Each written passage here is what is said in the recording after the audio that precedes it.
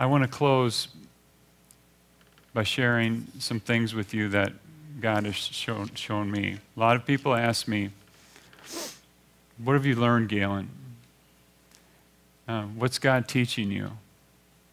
And if you have a pen with you and paper, I'm gonna just go through 6 or 7 things, and I really feel compelled to share these with you this morning, because God doesn't waste any teaching moments, and He's had a lot of opportunity to teach me in the last 6 months, and I just want to pass it on to you guys, and however He wants to use it in your life, so be it. But here we go. When I was healthy and, busy with my schedule and doing everything, I kind of remembered that I was dependent upon God. But now, I know I am totally dependent upon God for everything. Every breath, every thought, for me to get off the couch, for me to take a shower. I need God to help me do that. And man, I want to remind you, and Adam, you know this too with what you're going through. When a lot of your ability gets taken away, you just realize that I can't do anything without God. And just remember in your life each day that you are totally dependent on God for everything. Sometimes it's easy to forget when you're healthy, things are going fine, the alarm goes off, boom, here I go, I got this to do, this to do, this to do, this to do, this to do. I would just encourage you, acknowledge your dependency before the Lord each day. Just, Lord, I've got this in front of me today, and I need you. I am nothing without you. And just give me the strength, Lord. Give me the wisdom. But I've just realized how dependent upon God I am for everything. And I mean absolutely everything. The second thing I want to share with you is don't be complacent in living the life you've been given. We in this culture, and this is my perspective, kind of think about life the following way. I'm a kid, I grow up, I go to school, I graduate from college in my early 20s, hopefully get married in my mid-20s, start to have kids, late 20s, early to mid-30s, raise those kids, take good care of them, get them out of the house when they're about 50, 55. Then when I'm 50, 55. Yeah, that wouldn't be good if that were 50, 55. And then it's my wife and I, and we're enjoying each other. We finished our careers. I'm at the pinnacle of my career in my 40s and 50s. I retire, take care of my kids and my grandkids in my 60s and 70s, and hopefully I live till I'm 80. And that's just kind of the backdrop on how we think about life, right, men? And be careful with that, okay? Be careful with that. There's some dangers with that, because you start to lay that timeline out, and you say, well, okay, I maybe don't have to worry about doing this now, because I'll take care of that when I'm in that 55 to 60 stage, when I have more time. Or, I really should go on that mission trip, but I got a lot going on in my kids' sports right now, and when they're out of the house, yeah, then I'll do those mission trips. Or then maybe I'll be able to volunteer for that activity at church. Don't wait, because you may not have another year. If God is putting something on your heart, today's the day, and you've got to figure out your priorities to make it work. Don't put important things off.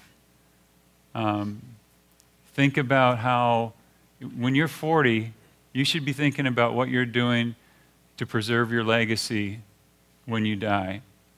You should be thinking about, what am I doing to make sure my kids know exactly where I'm at in terms of my love for the Lord, and just don't be complacent in living that life. That you should do your proper retirement planning, and you should be wise in those ways. But just it can be a dangerous trap, because I think the tendency is we like to push things out because, well, I'll get to it at that point. Well, you may never have that point.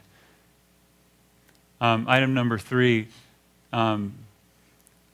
this is just a statement. I can't praise God only when things are good, but He deserves our praise 24/7. God has been so good to me in my life and blessed me in so many ways. I could talk about it for hours. That same God that has blessed me is the same God that's allowed me to have cancer. And He's the same God that deserves my praise every day. And I just say that because some days you're like, yeah, I praise you, Lord, but why do I have cancer? We serve a holy God. We serve a perfect God. We serve a loving God, and He deserves our praise, our admiration, and dedication 24/7 in the good times and the bad times. I've said this, item number 4, I've said this earlier today. We must never forget that God is in control and sovereign. And I believe that completely, 100%, and I take great peace in that. And I hope all of you can as well, knowing that I'm here under His control, under His plan, and I just have to seek what that is and live that out. 5, strive to live a life of significance. Don't accept coasting through life, men. And I really want to challenge you as husbands and fathers. They're the greatest roles that we've been given. They're an honor. They're a privilege. We have to be intentional about and strategic about how do we carry out those roles. And then we have to be looking for evidence of how is God using us in those roles to honor Him and glorify Him, and to honor our wives, and to honor and glorify our children. Sometimes we can kind of sleepwalk our way through being husbands and being fathers. We have a lot going on. We have a lot of stress. We have a lot of things we have to deal with. I know for me, I have some limitations now on what I can do with my kids, but I still have to be as intentional as I can to engage with them and show my love to them and care for them. Number 6, this is something my brother-in-law, Daryl DeRuyter, has reminded me during some tough times. Remember what is most true about you. And what's most true about Gailen Veurink is not that I have a very serious cancer. What's most true about Gailen Veurink is that I'm a son of Jesus Christ. Amen. And I will tell you guys that cancer is a thief. Cancer takes things away time after time again. It takes away your ability to exercise, your ability to work. It takes away intimacy with your spouse. It takes away your ability to lead at home. It takes away, I could go on forever. It's a thief. It doesn't care. It's brutal. But that's not who I am. My identity is in Jesus Christ. If you're having a tough time at your work, if you're struggling with an addiction, remember where your identity lies. Ask God to help you with those things. And remember, this life is temporary. And when we think about who we are, let's not get hung up on the temporal. Let's focus on the eternal, because that's what's going to last. We are created to be eternal beings. And if we are children of Christ, followers of Christ, received his forgiveness, we're going to be with him forever. And that's the most important thing. Lastly, men, this isn't a news flash to you, but all your days are numbered. Okay? You know, the sand in your hourglass is slowly going down. You're all going to die, or the Lord's going to come back. And I hope you all live long lives, so you can do amazing things for the Lord. But just make the most out of every day you are given. Every day is a gift from God. Even those days you dread the conversation you have to have at work, even the days you're frustrated because your children are disobeying, even the days where you've fallen short, make the most out of every day. An attitude of looking at each day as a gift from God, of God physically giving you this day and saying, Gailen, here's today. There's a lot in this day, but just go and do the best you can for me. Honor me, glorify me, represent me in a way that will point people to Christ.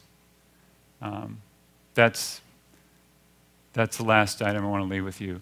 The theme of CrossTrainers is to live well and finish strong. And right now I see myself trying to do both. And you know what? All of you guys should see yourself trying to do both. Because you don't know when your finishing strong is going to really happen. We have to live well each day. But I'm trying to do both right now. I don't know God's ultimate fate for me. I trust in him. I have all my confidence in him. And I just ask that in the days ahead, you continue to pray for my family. And I just ask that each of you men go and be men of God in your communities and in your homes. There are so many amazing people represented in this room. There's so much impact potential in this room. It's amazing for those that know the Lord and those that don't know the Lord. And just let God use you. And I just thank you for all the support and prayer, and thank you for allowing me to be here this morning. God bless you.